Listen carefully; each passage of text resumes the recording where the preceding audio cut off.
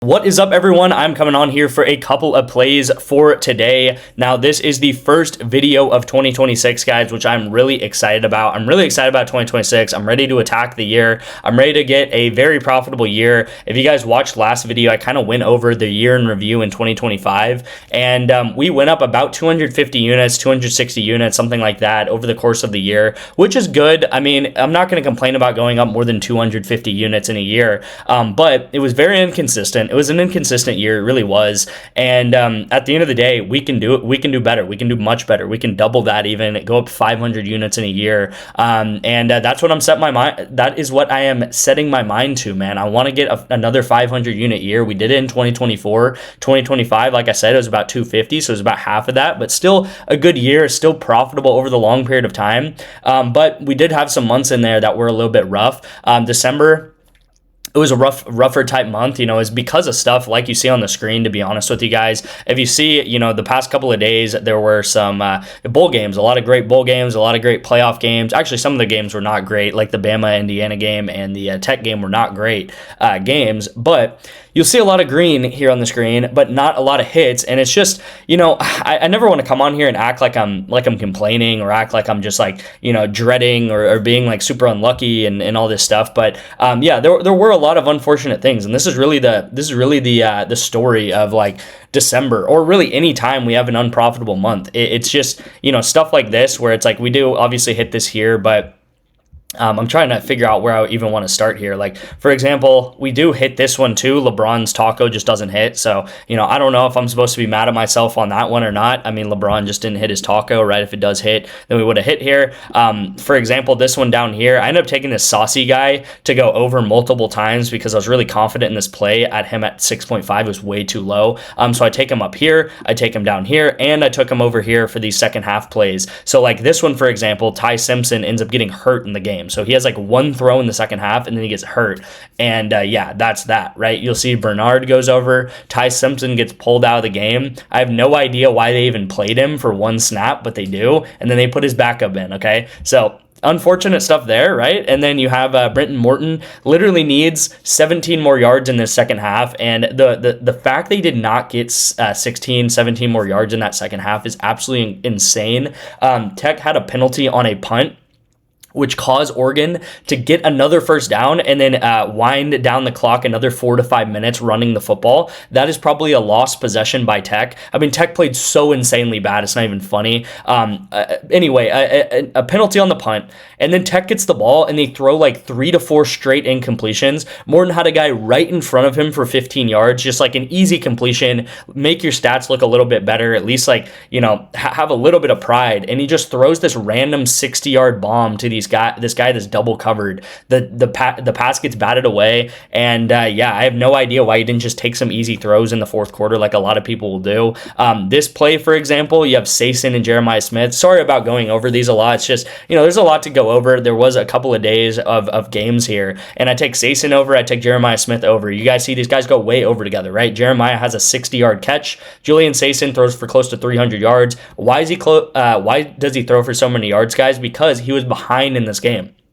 So he was behind against Miami pretty much the entire game, so he had to throw a ton. Kevin Hotter here, Hotter, I don't know how you say his name. He had 0 block shots with 8 minutes left going in the fourth quarter in this game. I was actually going out to dinner with some friends, and I checked my phone. 8 minutes left in the game. He had 22 minutes. He averages 23 minutes, and I was like, maybe he doesn't even come back in this game. He had 0 block shots. I checked my phone again, maybe 15 minutes later. He came back in the game for another 7 more minutes, gets 2 block shots back to back, and this does not cash our slip here, obviously, because he gets those block shots. I mean, just insane stuff. Arch Manning, another one here. Like, he needed another 40 yards or whatever it is. Last series of the game, he gets a 60-yard run. So instead of that 60-yard run, if that would have been throws, he also had 150 yards on the ground, which is like double the amount that he's ever had on the ground. And yeah, he had an insane game running the ball. I don't even really want to talk about this one because way too much to explain, but I for some reason I was up watching this game at like 5 a.m., 6 a.m. This Bulldog guy has 5 kills going into the final map. Okay, 5 kills. This team gets 0-3, so they lose every single game. Somehow, some way, this guy got every single kill in the last game on his team, and they still lost the game. Or his team lost the game, like, really badly, but he got 6 kills in that final game. I have no idea why. Now, I know no one's going to do this, but, like, if you watch this IG and LNG game, you would understand how insane it was. He was getting the most crazy kills, and he was getting every single kill on his team for some reason. And yeah, it's really, really sick that we lost that one. Even this one here, guys, you have Julian Sayson, Jeremiah Smith over once again, second half call, good call there.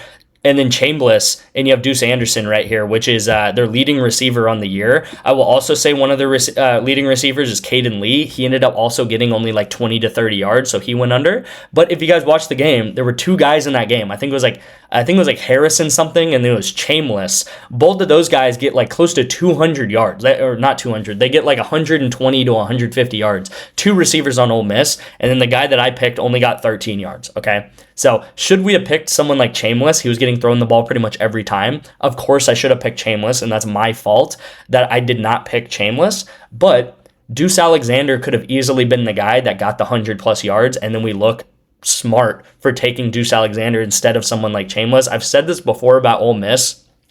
They have like 5 or 6 guys that can catch the football. And honestly, that's kind of a trend in college football in general because of the transfer portal. It's the same thing with Texas Tech guys. They have a ton of playmakers, a ton of guys that can catch the ball. For example, we picked Terrence Carter, and it was the right decision. He was pretty much the only player on Tech to go over. You see, he gets 72 yards, and Morton only has 137 yards. So, like, for example, I took Reggie Virgil over as well. He went way under because he is actually one of their top guys. So, again, guys, I know that was a lot, but there were a lot of games, a lot of things to go over. And I do want to talk about Sleeper a lot because I do have a play on Sleeper, but this is pretty much the past couple of days on Sleeper. They send out 1 to 2 free picks every single day, or not free picks, they're just on sale, right? So Luca's line was like, I think it was like 33.5, and he gets 34. It was discounted down to under 30. Same with Pritchard. Same with this guy Lewis. Same with this guy Ike, and then with Giannis as well. And all of these discounts happened on Sleeper. You'll see that actually this was discounted. This Ike play, I took John Collins under. It should have hit, but the pick on sale didn't hit. Same thing with Lewis. It was a pick on sale. It ends up not hitting. I don't know about these college basketball plays that they send out, honestly. But I took James Harden under. It hit, but the entry lost because the discount lost, right? So tacos lost. Some of the tacos lost, which screwed us over. And then some of the sleeper picks lost, which screwed us over. But again, these discounts, they'll hit eventually. Over a long period of time, they have like a 70 to 80% hit chance. And I'm going to talk about this a lot on in this new year, in 2026. It's using discounts, guys. Be sure to get these different apps, use these discounts. I know I talk about them because, like, yes, I'm affiliated with Sleeper. Yes, I'm affiliated with Onyx. I make, I get a little bit of reimbursement when you guys do sign up for these apps with my codes and stuff like that. But it is as little as a $10 deposit for most of this, and I give you guys a free month of the VIP as well, which is a really great way to get started on the VIP. It's going to be a big month of betting. We have a lot of playoff games. We have a lot of college football still left. We have a lot, of course, of NFL still left as well. January is a massive playoff type of month here. And like I was saying, guys, on Sleeper, there's going to be a ton of discounts as well. There's going to be so many discounts through these playoffs on Sleeper, on Better, on PrizePicks, whatever it is. Text me some of these apps. I'll get you guys signed up, and you guys can utilize these discounts every single day. So McCaffrey, I believe his line is like in the low 40s. Now his line is 31.5 on Sleeper, and I'm taking Bilal Kalabai to go over 4.5 rebounds in this game, okay? So this is going to be the first pick of the day on Sleeper, guys, and everyone go ahead and lock this in on Sleeper. Again, if you don't have Sleeper, just text me the word Sleeper to this number up here. I'll get you 2 months free of the VIP for doing that. It's as simple as that. It takes a $10 or more deposit. That is all it takes. You'll also get a free $20 entry, and you'll get a free Devin Booker pick for him just to score 1 point, okay? And this is going to be available for the next couple of days to completely free brand new Sleeper users. So go ahead and do that as well. Second pick of the day is going to be on Onyx Odds. This is for tomorrow night's game in the NFL because we do have some Saturday games. AJ Barner under 4.5 receptions, guys. I am taking this at minus 141. I like it all the way up to minus 150. So go ahead and take AJ Barner, guys, to go under 4.5. This is on Onyx Odds. Now, I talk about Onyx Odds quite a lot because you can bet on spreads. You can bet on money lines. You can bet on player props, on parlays. You can bet on anything on Onyx Odds pretty much. And it's really, really it is really important that you get Onyx odds because you will also get $100 in free picks. All right. So if you don't like free money, then don't get Onyx. If you like free money, get Onyx, guys. $100 in free picks that you guys can spend on NBA, on college football, on NFL this week, whatever you want to do. $100 in free picks on Onyx. Again, I'll get you guys that one free additional month on Onyx odds for doing so. This is the play of the day on Onyx, guys. And again, you can also do this on Underdog. I don't have a pick on Underdog today, but it's play 5, get $75. So $5 bill, $75 on Onyx odd, or sorry, on Underdog. I don't know what that is. That's like 15 extra money or something like that. Just signing up for Underdog using my code Detective. And again, to get any of these codes, guys, just text me Underdog or Sleeper or Onyx or whatever you want to sign up for. I'll get you 1 to 2 free months free of the VIP, and you can hopefully start cashing from there, right? Because 2026, guys, like I said, we got to start off hot. We're going to go up 400 to 500 units this year. That's my goal, and I'm super, super locked in to do so, okay? So let's get into today's play of the day, all right? You see it as an 8X, so this is going to be a 4-man, and I'm going to start with this first duo, okay? I like to always talk, so there's going to be a 4-man, right? You'll see I have 2 picks down here, and then I have 2 picks up here. And as I always talk about 4-mans, when I take 4-mans, I talk about them and think about them in duos, okay? So you have your first duo here, and I'm just going to go ahead and show the second part of the play here. And then you have your second duo here, and I'm going to go ahead and actually circle in red right here. So you guys see, you have this kind of like green duo up here, and then you have this red duo down here. So I'm gonna go ahead and explain the green duo first and how these guys are super correlated together. If you guys don't know, I do a strategy called correlation. So you take a quarterback on one team, in this case it's the Arizona guys, and a receiver on the same team, of course the Arizona #1 receiver, and I take them over together, okay? So the more that Noah Fifida passes the ball, let's say he passes for 300 plus yards in this game, it's likely that his #1 target, Chris Hudson, is going to go over in this game as well. Let me go ahead and erase it so you guys see their full names, but you guys will see these guys are super tied together. SMU, by the way, guys, is the second worst passing defense in all of college football. So that's like 130-something teams, 140-something teams. The second worst defense in all of college football. And SMU's offense is quite good. So they're going to put up some points. So this game has shootout written all over it, which is exactly why we want to take the overs, okay? So because this game has shootout written all over it, again, am I guaranteeing this game's going to be a shootout? No, I have no idea. But what you want to see is you want to see really bad defenses and really good offenses. That is the kind of the brew, the recipe for a shootout, okay? Again, SMU second worst defense in all of college football, especially defending the pass.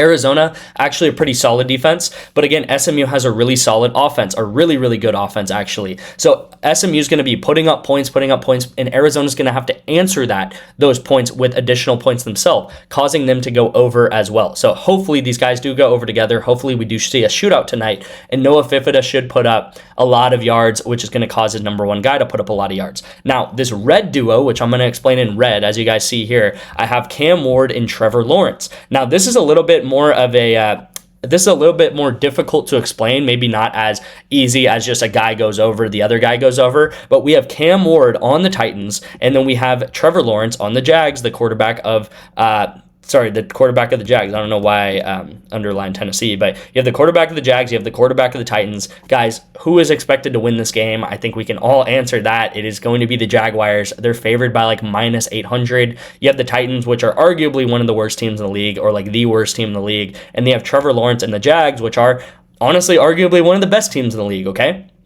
What happens when a team loses the football game? They end up having to pass a lot, okay? When you see a team losing games, you see them pass a lot because they want to try to get back in that game. They want to pass the ball. They want to, not keep the clock stopped. They want to keep the clock, stopped actually, so they're not, running the clock out and stuff like that. And then when a team is winning the game, what do? They pass a lot less, okay? So all we need to happen in this red duo is we need the Jaguars to be winning this game, all right? So if we have the Jags winning the game, right, that means that Trevor Lawrence is going to pass the ball a lot less because he's going to run the football out. And then if Tennessee is losing the game, they're going to pass a lot more, and they're going to not run the ball as much, all right? So a lot of their play calls are going to be passes instead of runs. A lot of the Jaguars' play calls are going to be runs instead of passes, causing Cam Ward to hopefully go over pass attempts and Trevor Lawrence to go under pass attempts, all right? So hopefully this makes sense. Very correlated. The more that the Jags are winning, the more likely that Trevor Lawrence is going to go under, and the more likely that Cam Ward's going to go over, okay?